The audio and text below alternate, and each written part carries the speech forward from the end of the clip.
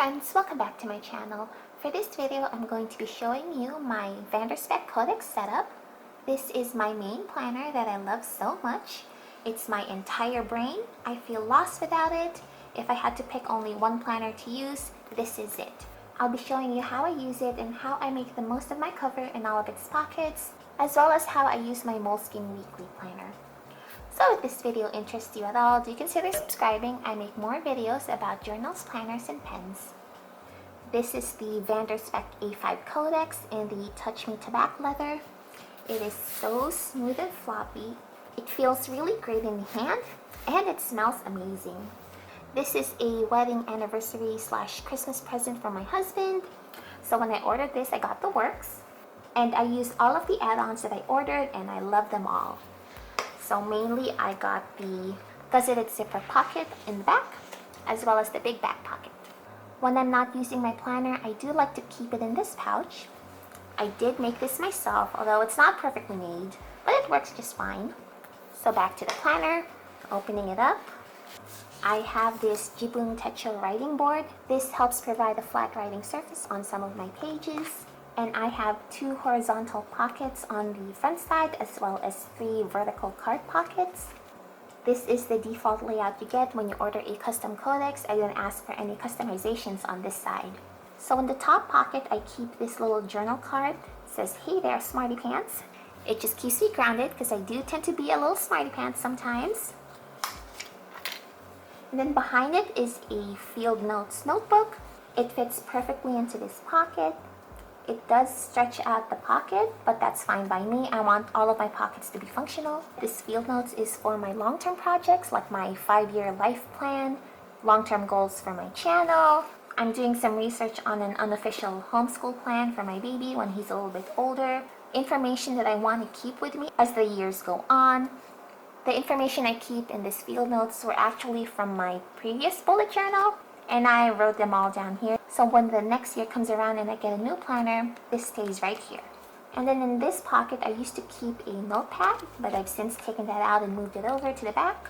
I just like to tuck my journaling card in here. And in these pockets, I keep 2 washi cards. And I just made these myself from some leftover laminated sheets. I just like to keep these in here just to remind myself that I need to use up my washi tape. Otherwise, they're just going to sit in my box. And then I do have this decorative scrapbook paper in here just to keep things cute. If you watched my Gilio pocket planner setup, you've seen this design before. It's the same punch from Scrapberries. And then in this pocket is my emergency contact and personal info. These 2 are good to have just in case. And they both came from my old cover, which is why they're cut up the way they are. I just brought them over to this cover because they still work fine. There's no reason for me to make a brand new one. And then jumping over to the back real quick, I do have this little pocket here, and I just keep an Instax picture because I have it. And then I've got a full height pocket right over here.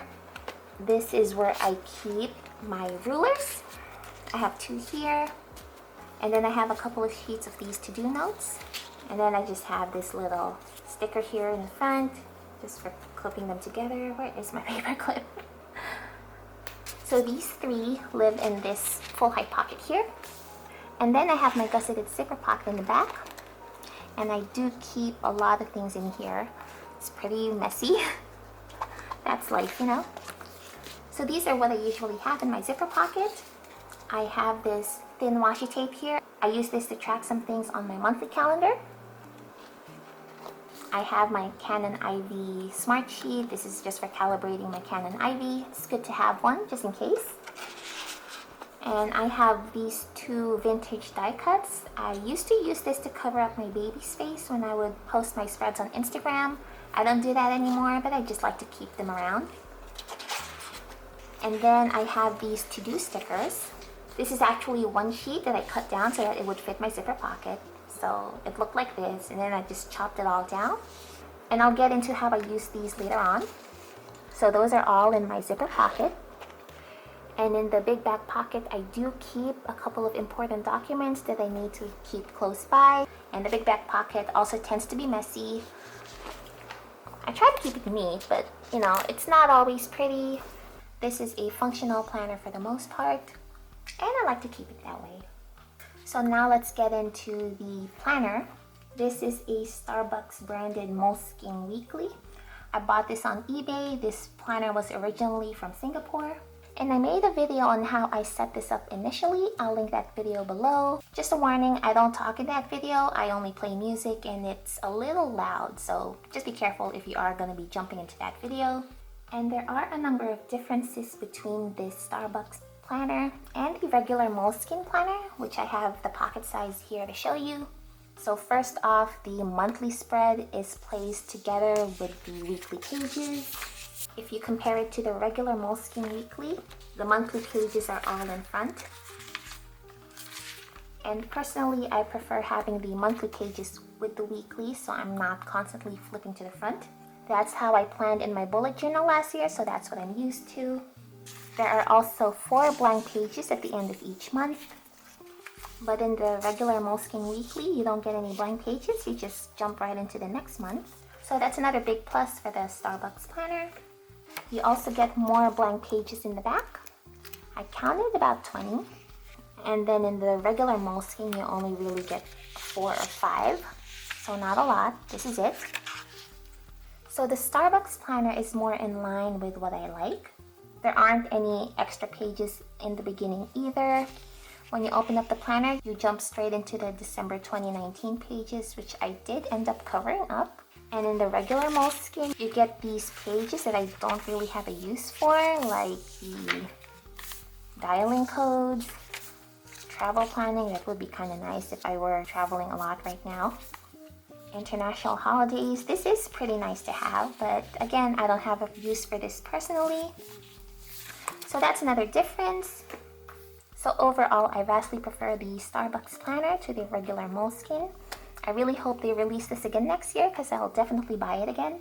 So I'll be doing a quick flip of this planner, but before I do that, I do want to comment on Moleskine's paper size. It's not a true A5 size. It's only 5 inches wide.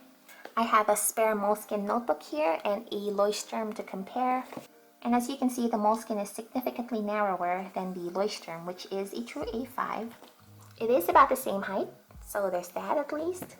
Now my BDS Codex is made for a true A5 size. I didn't have it narrowed down, and the reason is because I wanted the option to be able to use true A5 notebooks on this cover if I were to switch in the future. I don't really see that happening because I do like Moleskine, but just in case, I don't want this cover to become useless when I switch to an A5 notebook.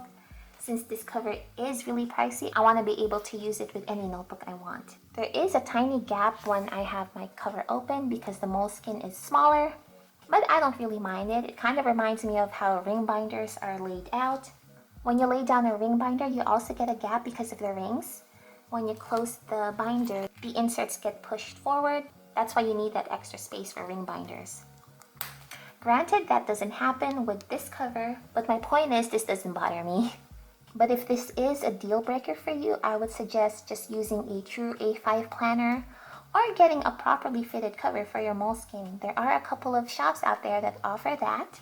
You can search for Moleskine large cover or A5 slim that also fits. Okay, so on to the actual flip. When you open up the Starbucks planner, you get the usual in case of loss page in the beginning, and I do have some personal info written down here. And then in the personal info page, I do have a bunch of stickers here. And then this is just a note from the seller that I purchased this planner from. I thought it was a really sweet message, so I just like to keep this here.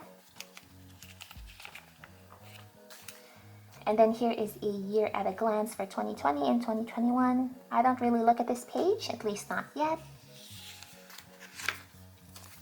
And then here's my indexing key. I do write down my tasks bullet journal style, so I use this key for my weekly spread, and I do write down the page numbers on my planner. Although I'm really behind in numbering my pages, I'm still working on it, so this is going to get filled out over time. Then I have 2020 in pictures. I got this idea from Amanda Rachel Lee, where she would put down one Instax picture that kind of defined that month, and nowadays my baby defines all of my months, so yeah. I need to put down March's Instax still, but I'll get to that. Then I have another page for 2020 pictures here. This is for the last 4 months of the year. And then here I have a best 9 page. At the end of the year, I plan on putting down the best 9 pictures I have on Instagram. It's just kind of fun to be able to have that in this planner and look back on it later on.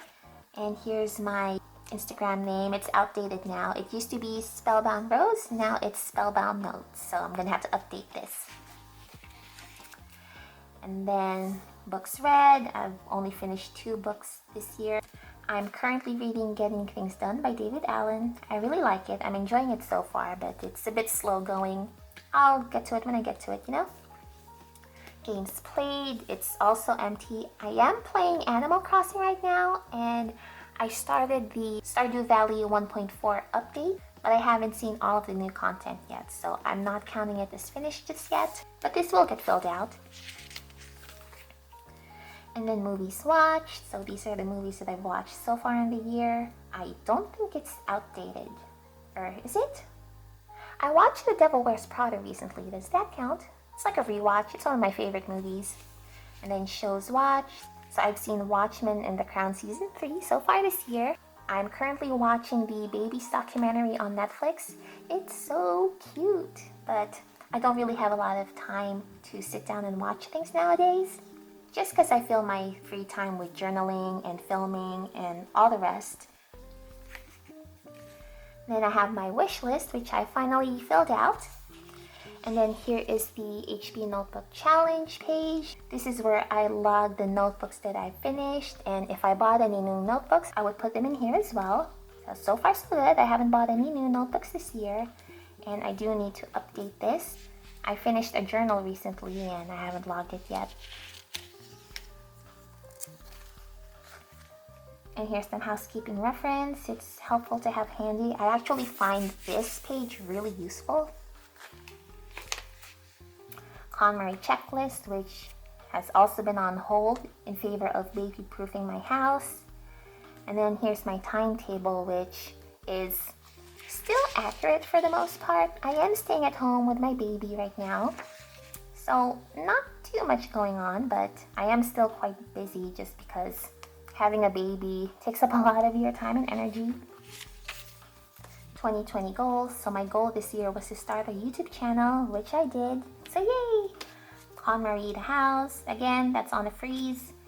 Inbox 0. I'm also working on this, and it's actually going pretty well. Every time I'm just sitting in front of the computer and watching Netflix or YouTube, I do make it a point to clear a couple of my emails. So I'm confident that I'll clear this goal by the end of the year. And then here are my Q1 goals. Upload 4 videos. That's a pretty easy goal to meet, right? So I did accomplish that. This would be my 11th video, I think. Sleep Train Baby, also accomplished in Q1. KonMari closet, that didn't really happen, but I did manage to clean out and declutter my closet, so that's something. So now we're going to move on to my monthly and weekly pages. I can't show you every spread because I do have some private info on my planner, but I did select a couple of weeks that I can show you.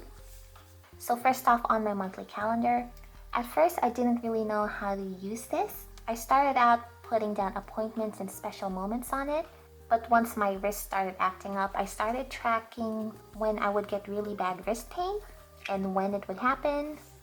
I also started running again, so I would write down when I exercised and for how long. After a while, I would always run for 45 minutes, so I stopped tracking how long. But there are times when I would only jog for maybe 20 minutes, so I'll write down jog 20 minutes. And then on this notes column here is where I attempt to schedule my videos.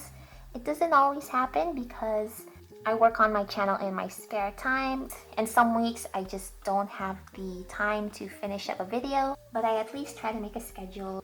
But it's been tough to keep a regular upload, which is a bummer, but I do try to prioritize my mental health and my physical health as well because I'm not getting a lot of sleep with the baby and I'm just trying to avoid burnout.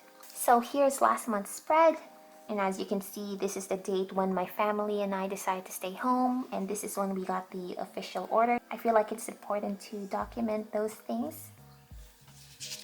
And these stickers are from the Sticky Club Retro Pack back in October. I thought it was fitting to have these medical stickers in here. Before I move on to the weekly pages, I do want to comment on Moleskine's paper quality. And as you can see here, it's really not that great. I use gel pens and it does tend to bleed through. Ballpoint pens are gonna be a lot better, but I don't really like how this indents into the page because I do write with a heavy hand. I personally don't mind the bleed through, I just kind of live with it. But if the paper quality is a deal breaker for you, there are other planners out there that has the same layout as the Moleskine Weekly. You can get the Muji planner or the Hobonichi Weeks. Those also have planners with 1 week on the left side and a notes page on the right. You're not limited to just Moleskine if you are looking for this particular layout. I just like Moleskine because of the size, and I also enjoy their limited edition covers. That's it. That's why I use Moleskine. Beyond that, I could really do without the bad paper quality. I really hope they fix that in the future. Now on to the weekly pages. I use this left side here for tasks and appointments. I pick a weekly goal and then I break that down into smaller tasks. And that's been very helpful. I also write down what I'm gonna cook for the day once I've decided and it's been set in stone. I also write down things like trash reminders, when to take it out, that's just good to have. And I also like to structure my video schedule throughout the week, but it's very flexible. It depends on my time and energy. Sometimes it does get pushed back a couple of days, and that's okay. And on the right side, I have this chore tracker for prepping my baby's bottles and doing the dishes. And the reason I have those two specifically is because I've had mental issues in the past. I don't really want to get into it in this video, but the short version is this tracker keeps me accountable for when I have really difficult days. If I can do these two tasks, then that day won't be wasted. Because it's hard to take care of your surroundings and the people you love when you're already struggling to take care of yourself, you know? So this tracker just gives me a sense of purpose when I'm having a really hard day, and I try to take advantage of the momentum I have once I get these two checked off, and then I try to finish what's on task for that day. I know for a lot of people, they don't need a planner to tell them to do their chores. That's just not how my brain works right now. If you are able to do that, then good for you. I wish I had your, I don't know, abilities. But for me, I do need my planner to structure my housework because mental health and anxiety and depression. To be fair, most days I've been doing really, really well, but it's still nice to have this. So this is an example of how I use my weekly spread overall. There aren't a lot of extra notes for me to put down. So I'm just gonna switch over to this page. So when I have an extra project that I want to work on that week, I do write down my to-do list on the right side. Like this week, I wanted to change my name to Spellbound Notes, so I wrote down all the things I need to do to make that happen, and it worked out really well. It was a pretty seamless transition thanks to this list. And then another example here is when my baby had his 6-month checkup. I did write down the doctor's notes on my wallet planner, and then during my weekly review, I decided to write down the notes on my planner so that I'll be able to reference it anytime I need to, and it's not just sitting in my planner wallet and then, you know, I'll be like, oh, what was that thing she said, and I'll be scrambling for it. It's already here in my planner. Okay, so we're gonna move back to this spread. So at the end of the week, I like to decorate and put down stickers around my tasks. That keeps it fun for me, but still keeping to the pure functionality of my planner when I'm on that current week. So as an example, this is the current week, and as you can see, I haven't put anything down because I want to be able to use all this space for anything I need. And then once the week is over, that's when I start having fun with decorative elements. So aside from stickers, I also like to put down a photo of the week. And during this week is when I got my pink Moterm cover, which I was really excited about. I try to keep the photo of the week me focused because my baby already has a separate journal, but most weeks it does end up being my baby's pictures. So here's the next week. I just put down a picture of him learning how to crawl. I thought that was a super cute picture. So that is how my week is set up. And then it's the same thing with my monthly spread. Once the month is done, that's when I start decorating my monthly pages. And then on the notes pages, I like to reserve a page for my social media schedule, as you can see here. And I like to plan what to post on my Instagram because I do tend to forget to post. I'm an introvert by nature, and it's really easy for me to slip back into being a lurker. So this calendar is here just to remind me that I should be an active member of the community. So I should post, and here's what I should post that day. And this schedule is flexible. It's not set in stone. This is just to give me a loose idea of what to post on my Instagram. And it's been helpful. And lastly, I have this tab for my video ideas. And this is just kind of where I brain dump all of my video ideas. And that's been really helpful in content planning for my channel. And that is basically my planner. I love my planner. Holding it just sparks a lot of joy in me, and I do feel at peace when I use this planner. So all the other Gilios and Filofaxes and Happy Planners, what have you, those can come and go, but this planner here is forever. So what planner do you use? How do you use it? Do you have a setup video? Let me know below. I love watching other people's setups. I hope this video was informative, if not interesting. This is Spellbound Notes, and I will see you next time. Bye!